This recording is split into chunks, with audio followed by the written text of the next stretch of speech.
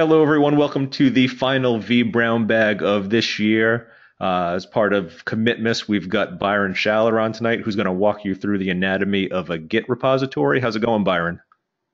Good, John. How are you tonight? Living the dream. I'm not sure how I've managed to not talk to you almost at all since VMworld, but that Right? somehow happened.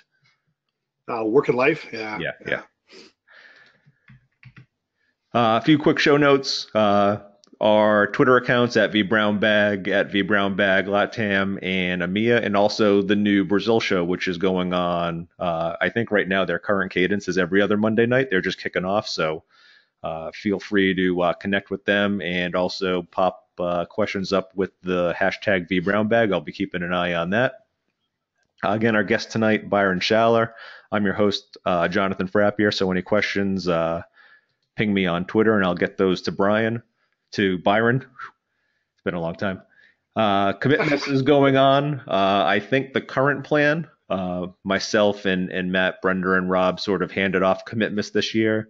I think the current plan is to go back to the roots a little bit and start this right around Christmas Day, the 25th, for the 12 days of commitments.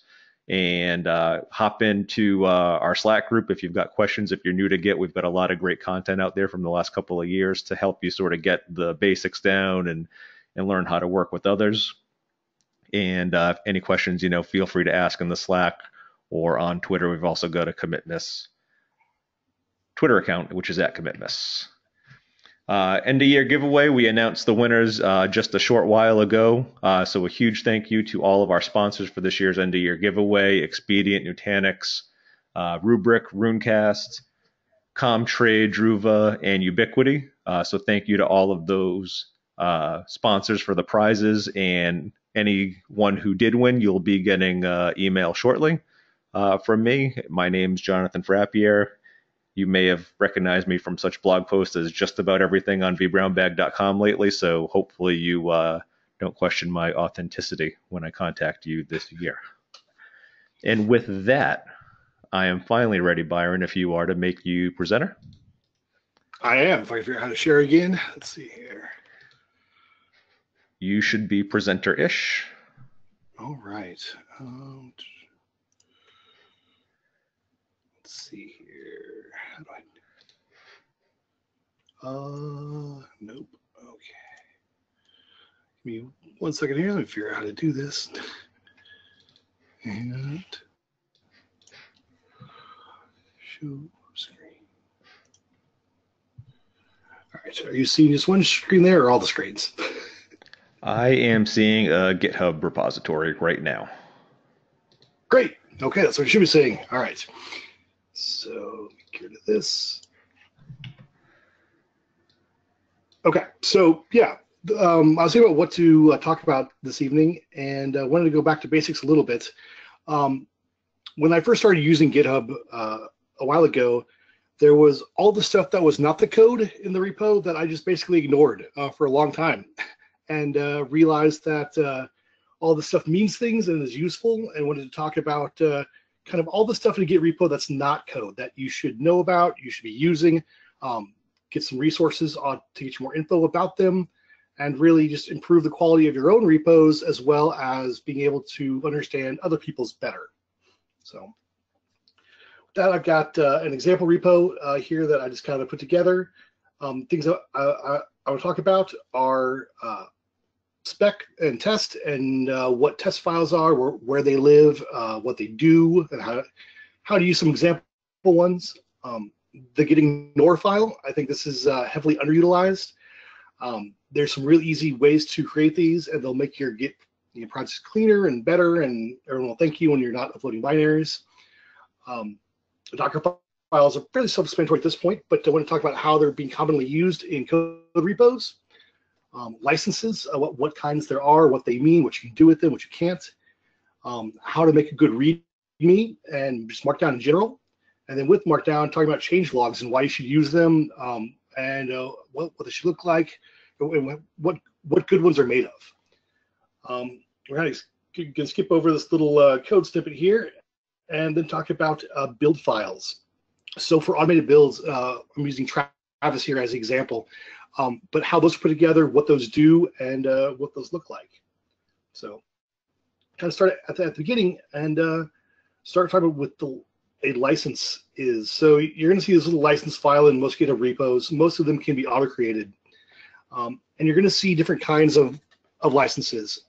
Usually you'll see something along the lines of either an MIT license, an Apache license, or a GPL version license, like 1, 2, 3, or there's lots of GPL licenses.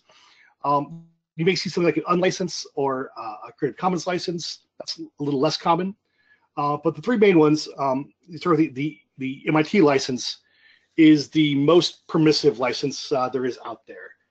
It's the one I have on this repo. You see it shows up here when you use an official license that shows there.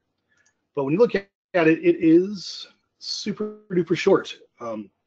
That's the sum total of it. Basically, it is super permissive. It means that you disavow any like liability or warranty with this, but anyone can copy it and reuse it and modify it and distribute it really as much as they want. The goal is to make you not liable for anything that they do with it, but at the same time give them permission to basically take your code and do their own thing however they see fit. The second one is the Apache license, which is basically the same thing, but significantly longer from a wording perspective for a bunch of lawyer talk. That basically spells it out in more certain terms. But it is usually equally as permissive. Again, denies warranty. One reason you may want to use Apache over MIT is for patent reasons. Basically, people who try to encumber you because of patent trolls or whatever later on down the line, the Apache license protects you from that. So that's one thing to keep in mind.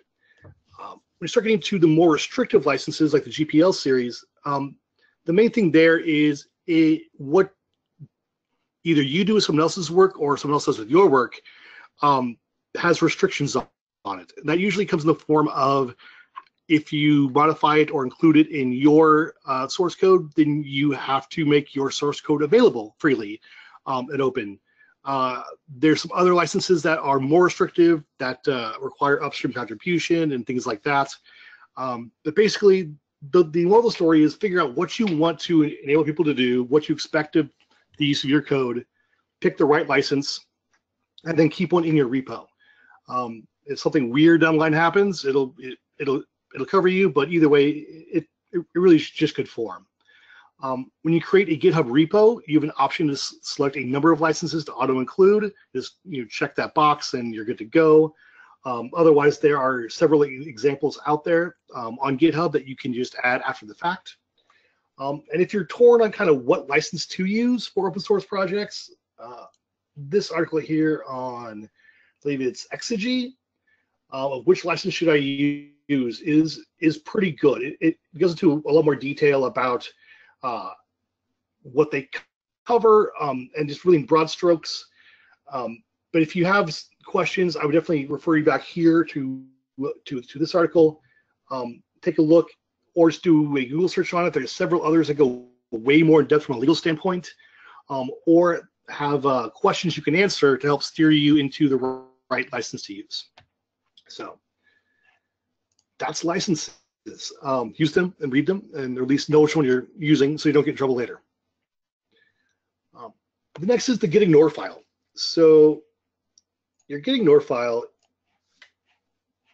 is really super useful for a number of reasons. First off, there's lots of stuff that's going to be auto-generated depending on the language you use that you're not going to want to have uploaded to your repo. So your temp files and your compiled binaries, if you have those, any kind of IDE trimmings and support, temp yard docs into that, lock files, all these stuff that you're going to use in the creation of code that just really have no place in your repo.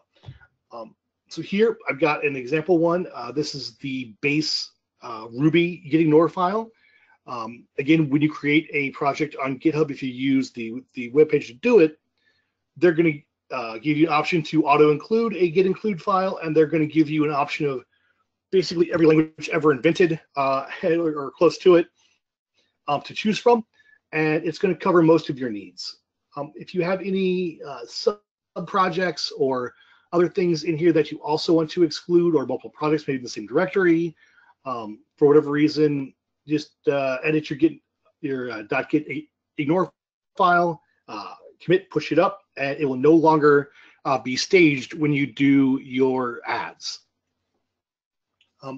If you're not using GitHub but are using Git and still want to use a git ignore, there are plenty of fine examples under GitHub/git ignore repo. I believe these are the same ones that you can actually apply when you choose from the drop-down list. As you see, there's a git ignore file for basically everything.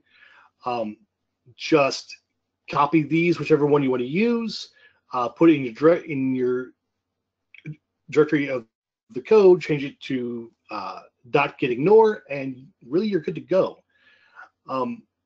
Again, things that are not your code or not your tests or in output directories, things like that, should always be in your git ignore. It keeps your repo clean.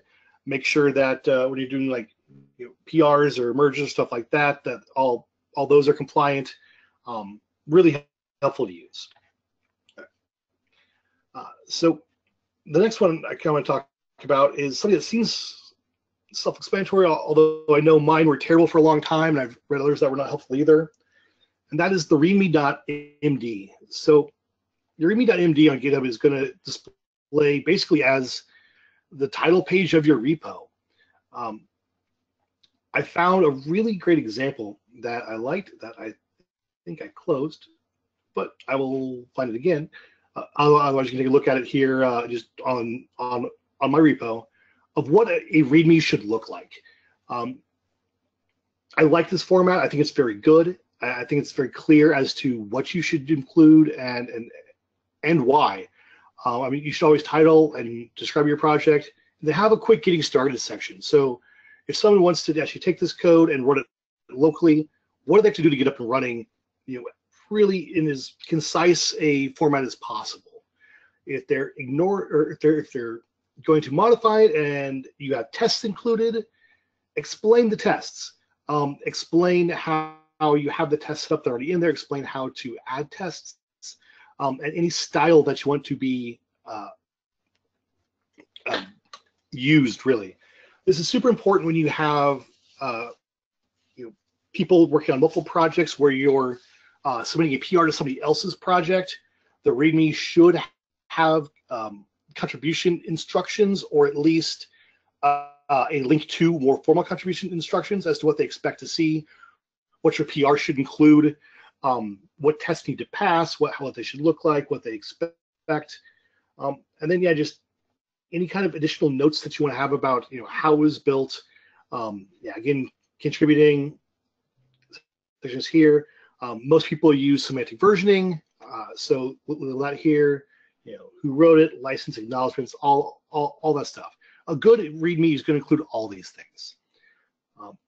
Another thing that when you're building your README, and obviously it's in Markdown, specifically GitHub Markdown, this repo right here, atom-p/markdown-here, has the wiki attached is a fantastic introduction to Markdown in general, and then there's a Markdown cheat sheet page that if you have any questions on headers and lines and emphasis and block quotes and all that stuff, is just a really fabulous resource to learn Markdown.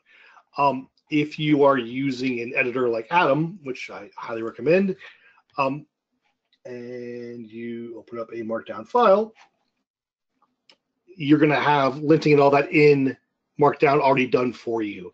So you can just select Markdown, and all these should light up, and then you're good. So learn Markdown, love Markdown, and use Markdown, not just for READMEs, but also for changelogs. So I see a lot of different kinds of changelogs that people use. Some changelogs are just outputs of the Git logs, or a listing of commits, or just basically I uploaded a thing here. That's not super useful for humans. So when you're doing change logs, what you really want to focus on is having a change log that is useful. This keepachangelog.com, I think, does a really nice job of explaining what it should be. And what they say is basically a change log is basically like release notes. They choose to call it change log here. I'm not sure why, but they're kind of the same thing. So what that means is a good change log is going to be a chronological version of features and changes to the project that is readable by humans. So someone should be able to take a look at your change log since the last version, quickly glance at the top and understand exactly what has changed, how it affects them, any features that are added, anything that they need to be made aware of, just like release notes do, right? Except it's a running log for your entire project's history. If you are going to be sharing this with the world and telling other people to use your thing and have versions, you really should be using a readable change log. It's going to make people's lives a lot easier. And yours too when reading other folks. So again, highly recommend using change logs again, written in Markdown, so they render all nice and pretty in GitHub. But something you should be doing. Now for kind of trickier stuff, we'll start with our Travis.yaml here. So this repo, basically what I've told it to do is it's linked in with Travis, which is a online free CI tool. You go to things like travis-ci.org. It's a free build tool for open source projects. So if you have a public repo on GitHub, Travis is free to use. It's just like Jenkins or TeamCity or anything like that. And the thing with Travis is Travis needs to know how to build your project, so it requires you to have a travis.yaml file in your repo. So when you sync your repo to Travis, when it says looks for a change, it's going to take your travis.yaml file and do whatever it says. Let's take a look at one here. So it's again in YAML, so standard YAML rules apply. And it's going to have three main sections and then kind of some subsections. So the three main sections are install, script, and deploy. So this is a really simple one where basically what it does is logs into Docker Hub, tests the credentials are working, echoes it back, does a Docker list of services, and then exits. On success, it echoes back and says, this pull from this branch at this tag was successful. There's so much more you can do here. So you have a before install, a install, and after install. And what install does is any prep that you need to run on the build runner to build and test and do whatever to your thing. So if you need to run app to install some packages, like say that you want to run RSpec, which we'll talk about here in a sec, you'll need to install RVM, and you'll need to download the RSpec gem, and you'll need to set up some of that config up front. All that's done in the install section of your build YAML file. Your script is what you're actually doing. So in the case of RSpec, which we'll talk about here in a bit, we're basically going to run our spec file through RSpec in Ruby. It's going to do some things and spit out error codes. So let's talk about error codes for a second. When something at the install, or basically the non-script part of your build fails, you'll get a build error and a warning, either a warning or an error, most likely an error. If your script part returns a non-zero exit code for whatever it does, you'll get a failed build and a broken build. If you have badging enabled back and forth between GitHub and Travis, it'll actually say build not passing or build failed, build broken, depending on how you have that set up. But that's important to know. So your install stuff isn't going to break your build. Your script will break your build. The deploy option depends on what build system you're using. So in Travis, you can deploy like EngineerArt or Heroku or some other stuff that they have integrated. Any of those native integrations are going to be in your deploy section.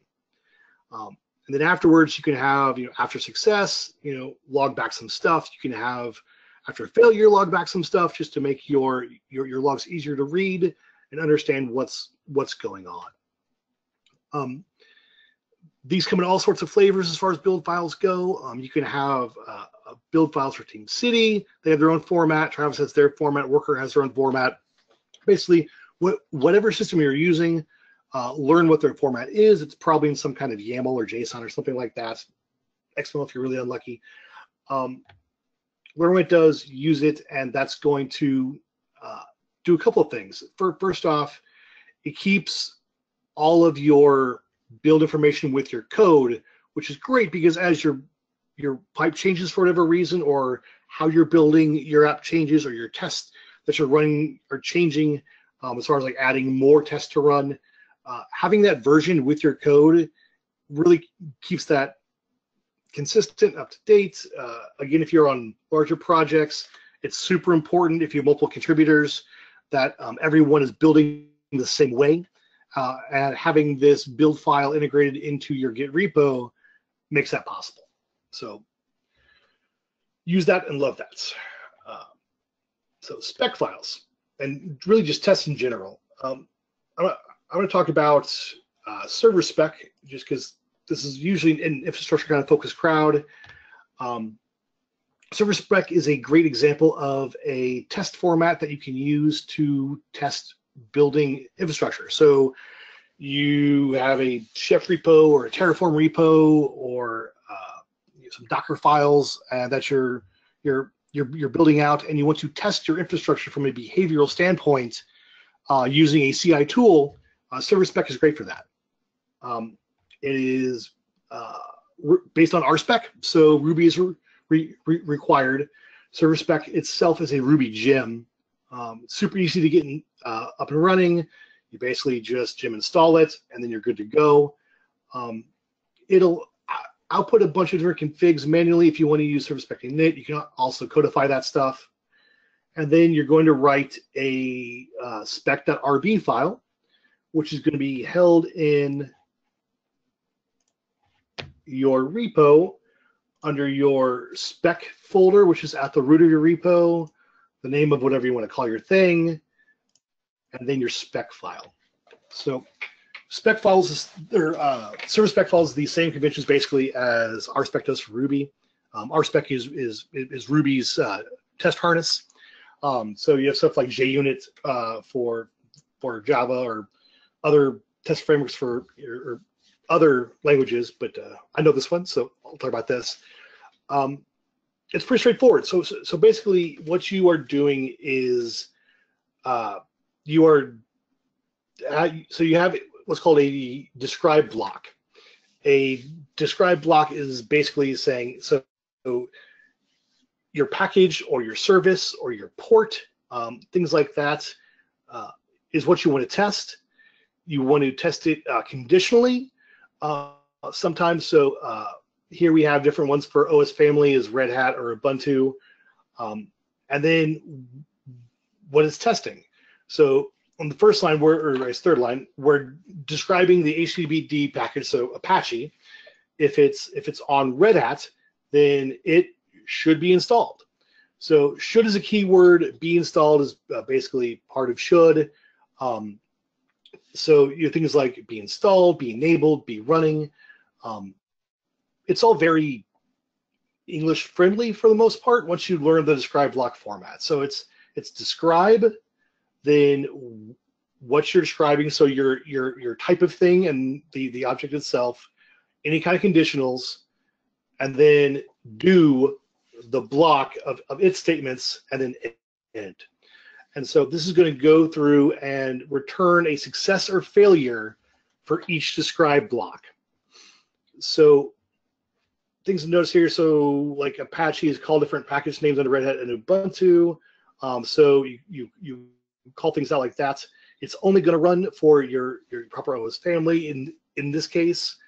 But then all of them, should have port 80 open. So we're describing the port of 80 of it should be listening. It's all pretty straightforward.